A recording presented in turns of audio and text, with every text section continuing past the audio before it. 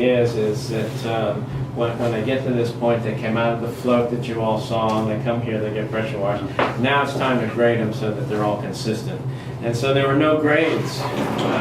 Nobody graded oysters in the state when we first started doing that, so there's no established grades. So we just kind of did like with the clams, we sized them up, and you know, with the little ones, the mediums, and so on. And then start away and get some parameters, and then ran it by a few of the chefs. Mike Lott at FIG at the time, he was very instrumental in helping us zoom in on what size is marketable and usable and where they should break and that kind of thing. So we have our own grades, and it's just simply one at a time passes across the scale and gets tossed into Is there a difference in quality between the size, or is it just like a matter of preference? It's preference really, and we also have another size where I don't have any in here. It's called the jumbo size, and they're about that long, and they represent only 3% of our production. So we kind of accumulate them and then sell a few hundred. But there are people that think that big is good, and then there's a lot of people that really like these petites. With the petite is what you had in your drink just recently. They're very flavored. The petites are my favorite size. You had said earlier that the size of the shell wasn't much of an indicator or necessarily a truthful indicator of the meat.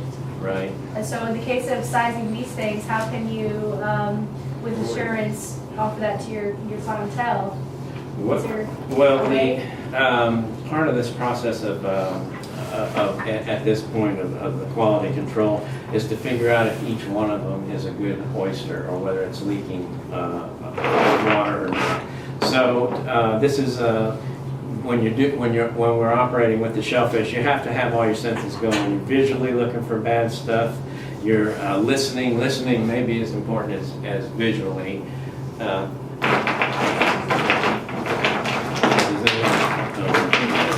Do you hear that hollow one? So we're always listening when we're doing this, and then of course the nose.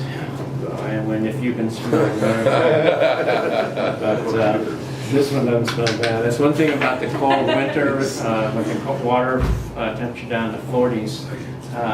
When they die, they really don't smell, but it's gonna in 3 weeks it's gonna be horrible. I feel like you smell the bad one too, Tom.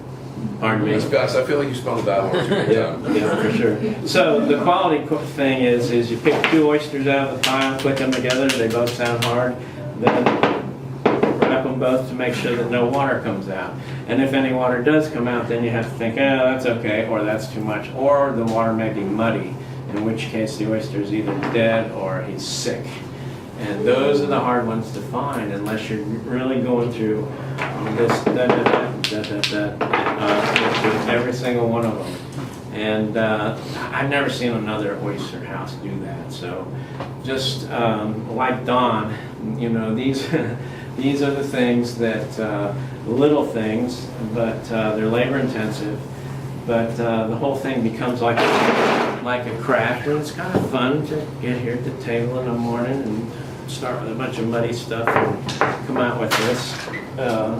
And David, don't mind if I interject for a second. It's like anybody could probably do the hot stuff that you do, but not Sure. everybody does it because Right. it just takes a longer time. Right. And the same thing I feel with tequila production. Like, it's not a secret the way people produce tequila, but if you cut corners, then you're going to be able to maybe taste that difference in the quality. Exactly. So quality is just really important in not cutting any corners in like tequila production or any production that you do. You know, just have to make sure that it's quality. It's for me, it's do everything you can do to make that animal right there happy, or the plant for that matter, and that's what sets you just a little bit above the rest of them.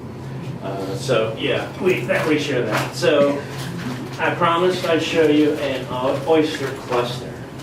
So this is it, and these are also the centerpieces on the dinner tables tonight. So everybody gets to look at an oyster cluster. But so yeah, it's like I say, it's like a bush, and it kind of breaks down fairly easily. And like I was saying, most of the harvesters would just take that apart and break her down to about there, and then throw everything in the baskets.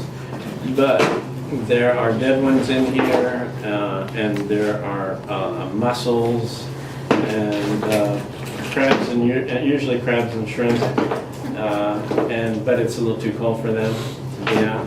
But so we'll buy a cluster that looks kind of like this from a harvester. And before this year, the harvester could harvest any size oyster, even these little guys, like this right here, were allowed to be harvested.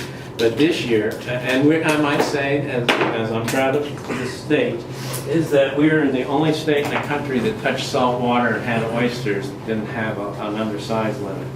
But we got one this year. So it's forcing the harvesters to do the harvest the way we do, and that's leave most of this junk out there. Not junk, but excellent byproduct. Like, see right here is an empty shell in here. So, and it's also got several live ones on them, all under commercial size. So we'll throw that in a bucket and take it back out to the oyster reefs and replant.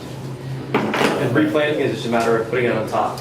Yeah, pouring it out in the right place where it won't get smothered by sedimentation and all. But again, this is what I was talking about as far as being the basis for the ecosystem out there. The oysters just give life to so many other species. It's just frightening to think that they just may go away one day. And right now, in the last for a long time, I guess, there have been areas that have mass die-offs where, say, 100 acres of oysters just died one summer, and nobody really knows why. And so the balance is so fine out there. All these little organisms depend on each other so much that when something like an oyster goes, I mean, it finally dies away, they just go, whew. It happens in a season, 2 years, 3 years, very quick.